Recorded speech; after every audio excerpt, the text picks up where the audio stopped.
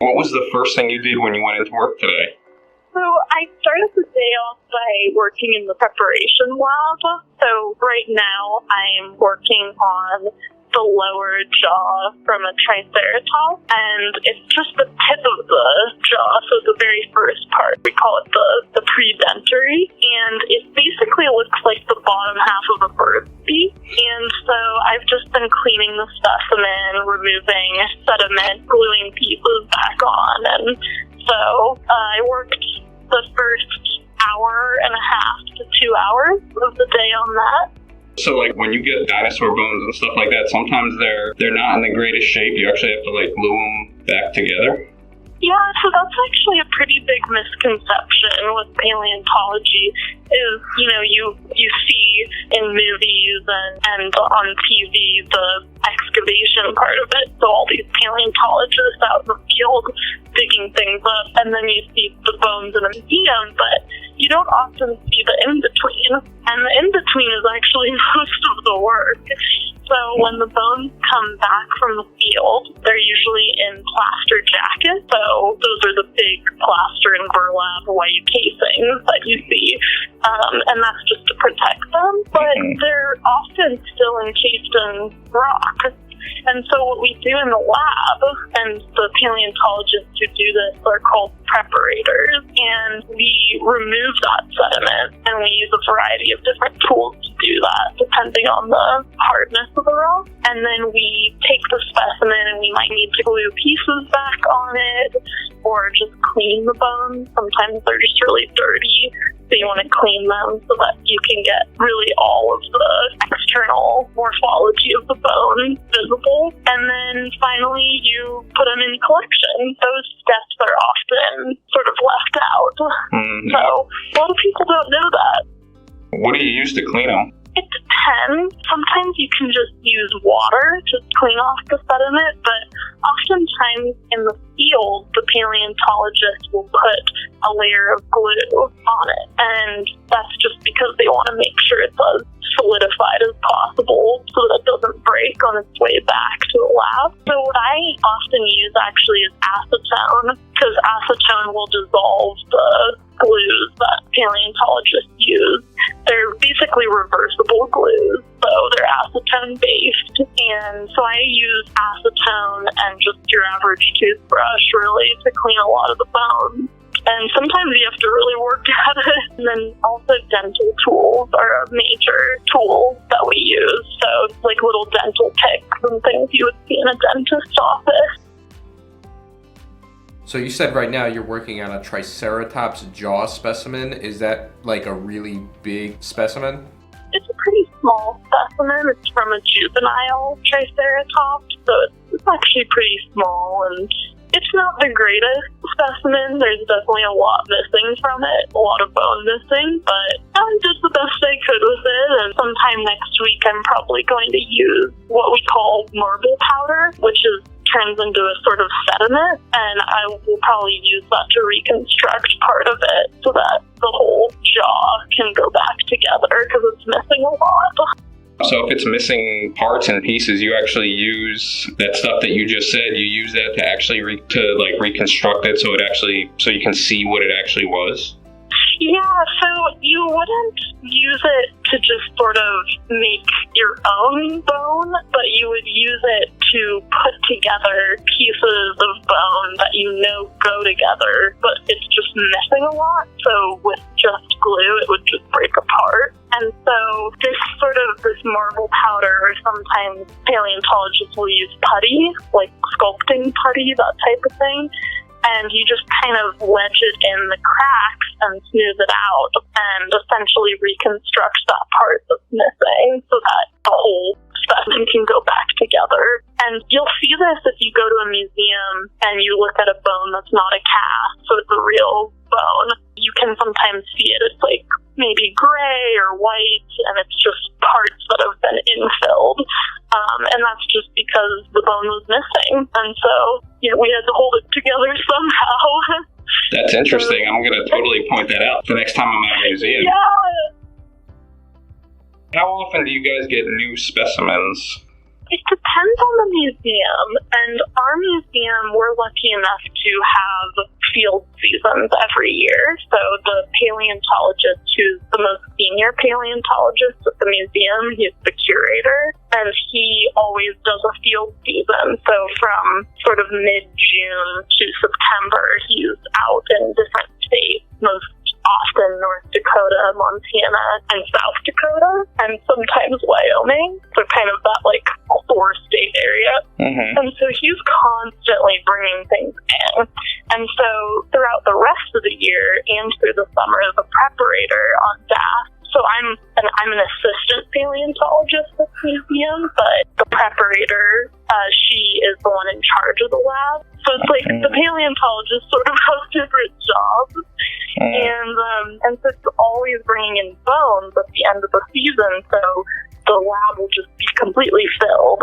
And then by the end of the summer, most of that stuff, like by the end of the summer the next year, most of that stuff will be gone through and put in collections. But I will say that's not the case for some museums. So if a museum doesn't have a full-time preparator, which sometimes they don't, I don't know why, or if they don't have someone who's constantly doing field work, then the influx of specimens is much lower. It just depends on the museum. I know a very well-run and highly trafficked museum is at the University of Utah, and they have a pretty state-of-the-art lab, and they're constantly bringing in new stuff, preparing it, moving it to collections, moving it onto display. So that's the ideal, but you don't always get the funding to do all that.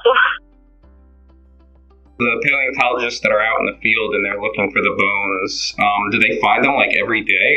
For some reason, I had this picture that they only came across like new dinosaur bones, like maybe once every couple months or once every 6 months. That they were kind of rare, but it sounds like no, they're out there. They just have to go find them.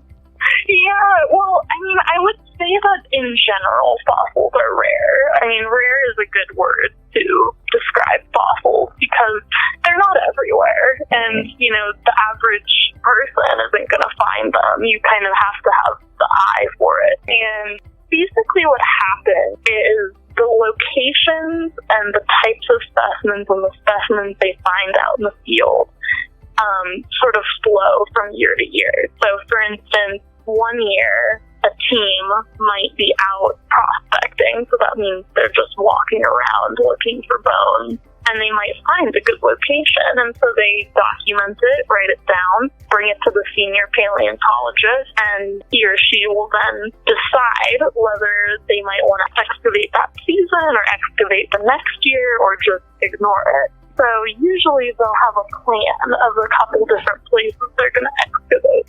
So we're going to be at this quarry from mid-June to early July, and we're going to see if we can get that quarry finished, so get everything out of there that we can. And then from July to August, they might be at a different quarry. And all that time, there's some people out prospecting looking for places to excavate the next year. So it sort of flows from one year to another and just kind of all depends on what they find. And then one last thing is that the rarity and how often people find fossils really depends on the location. So, for instance, fossils, there are some places in southern Utah that preserve fossils from the very start of dinosaurs, so the Triassic period. And that period is known to have very few fossils. We just don't know a lot about that time period. And the opposition to that would be the late Cretaceous, which is the very end of dinosaurs. And we have really, really good records of that time period. So if you go to the Hell Creek Formation in Montana, it's like you're just stepping over bones everywhere you go. Really? It's just unbelievable. Wow. Yeah, so it really varies from place to place. There'll be seasons where they don't find anything in one place, and then they find tons of things in another. So, is there any particular way that they pick, like, okay, we're going to start looking here, or how do they pick these spots they start looking for fossils? So it all starts with a geologic map. So fossils aren't preserved everywhere. So they're only preserved in sedimentary rocks. So rocks that have essentially just other rocks that have eroded. So basically sand piled up and up and up. And those are sedimentary rocks. And fossils are only found there, so you're obviously going to completely rule out every volcano in the world and every place that there aren't sedimentary rocks. In addition to that, there are certain environments that fossils are better preserved in. So, for instance, swampland. So if you have a badlands area, like in South Dakota, North Dakota, Montana, even parts of southern Utah, you just have rolling buttes and hills that are just filled with layers of coal and then silt and then mudstone and more coal. And it's essentially just swampland that has been there for millions of years during that time period. And swampland is incredibly good at preserving fossils because you not only get lots of plant detritus, but you also get a lot of animals because animals like swampland. There's water, there's food, it's often high productivity. And then also river systems. So places where there's lots of sandstone, you're probably going to find fossils because rivers, they can cover things very quickly. And so if a bone is left to weather for its entire time on the surface, it's just going to disappear. But if it's covered fairly quickly by, for instance, wind or water or that type of thing, then it's more likely to become a fossil. And so the geologic map really helps with this because you can determine the time period you might want to look for, the environment you might want to look for. What is a fossil? A fossil is the preserved remains or imprint in a rock of a plant or animal, usually one that lived a long time ago. Many of the fossils discovered so far are ancestors of organisms living today, whilst some fossils are the remains of organisms that still exist. The study of fossils is called paleontology. The total number of fossils and their placement within rocks is known as the fossil record. Much of what we understand about evolution comes from studying fossils, so they are really important. But how do they form? When animals or plants die, their remains usually decay to nothing. It is only if the conditions are right that they can be preserved as fossils. The best way to create a fossil is to trap and quickly bury a dead organism. The dead remains of animals and plants that fall to the river or sea floors get covered in layers of sediment. Over time, this sediment sinks as it is buried deeper by increasing layers. Meanwhile, minerals permeate through the sediment and gradually recrystallize the non-decomposed remains. This process is called permineralization. In some cases, the whole skeleton eventually dissolves, leaving a space in the sediment which becomes filled with mineral deposits in the exact shape of the original structure. In this way, a cast of the original structure is created. Eventually, the pressure exerted on the lower layers of sediment is sufficient to turn it into rock. Millions of years later, this rock may rise to the Earth's surface, where erosion and earthquakes eventually expose the fossil. While whole body fossils can be created in this way. And so can trace fossils. Trace fossils are the fossilized remains of things animals or plants have left behind. This includes footprints, tracks, dung, and even lightning strikes. Another way to create a fossil is by covering a specimen with a non-porous coating. Amber is the fossilized remains of sticky tree sap produced millions of years ago.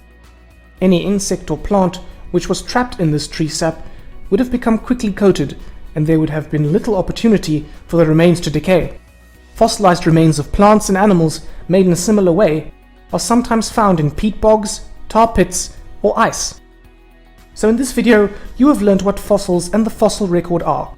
You have been shown different ways in which fossils are created, and have seen the difference between body and trace fossils. Do you have any fossils? Or are there any fossils in the area where you live? So what did you do after your work in the lab today?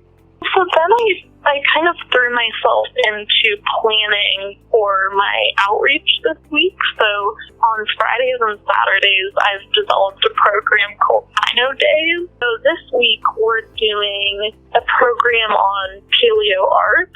So what I'm doing is I'm giving them a couple clues as to what an organism might be based on the things that paleontologists find. So I'm first reading them the original description of the Stegosaurus, and I'm not telling them that it's a Stegosaurus. And so the original description description that was written in the late 1800s, it was just ridiculous. It was saying this was a swamp creature. It had these plates that laid across its back like shingles on a roof. It ruled the seas. It was just kind of ridiculous. Obviously, they were using their imagination to try and figure out what the giant dinosaur is in the ground, because back then they just didn't know anything about dinosaurs. So I'll read them that description, and then I'm going to have them draw a picture of what they think it looks like. And the next clue I'm going to give is a Stegosaurus tail spike. And so you know how Stegosaurus has those big spikes on its tail? Yeah. So I'm going to hold it up, and when it's isolated, it's kind of hard to tell what it is. Like, you might think it's a giant tooth, or maybe a spike, or maybe a horn from a bison. You just don't know. And so I'm going to tell them, okay, so now they found this. So draw your picture and include this. Like, where did this thing go? And so the whole thing is essentially to teach them about how, as scientists discover new things, their interpretation has to change. And with dinosaurs, have been huge over the past over 100 years.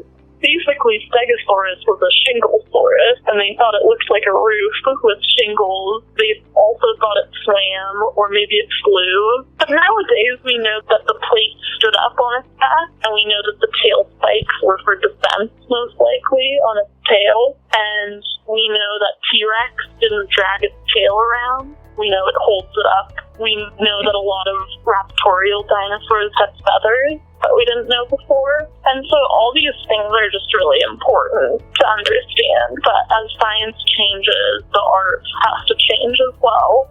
So basically what I did was I was just developing those materials today. So I had to go into collections and get the tail spike, and I had to develop my PowerPoint that I was going to show the kids with some pictures, and cleaned off a TV to use as my monitor, and then wrote up my lesson plans.